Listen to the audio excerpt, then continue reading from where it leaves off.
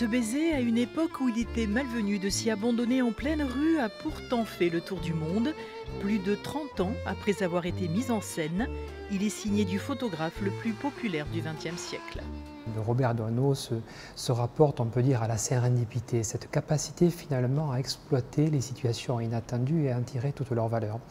Robert Doisneau, en fait, c'est un éternel émerveillé. C'est un photographe malicieux qui sillonnait les rues de Paris, c'était son terrain de jeu.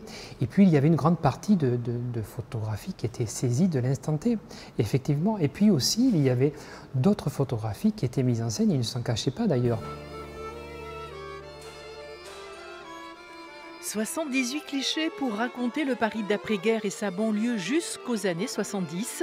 La capture d'un quotidien ordinaire, simple, parfois drôle, toujours d'une humanité pleine de tendresse.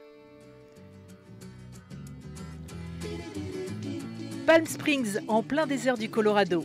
Le magazine Fortune a passé une commande au photographe qui se fait ethnologue. L'opulence et l'artificiel, un univers singulier et pluriel, laissant place à un travail méconnu qui commence lors de ce voyage, celui sur la couleur.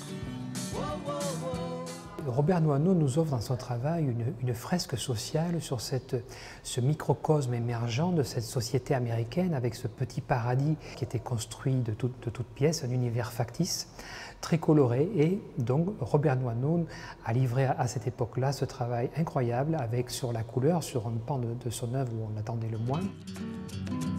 S'il est vrai qu'une photo n'existe que par le regard d'autrui, alors chacun sera libre dans cette exposition d'apporter sa lecture toute personnelle, grave ou amusée.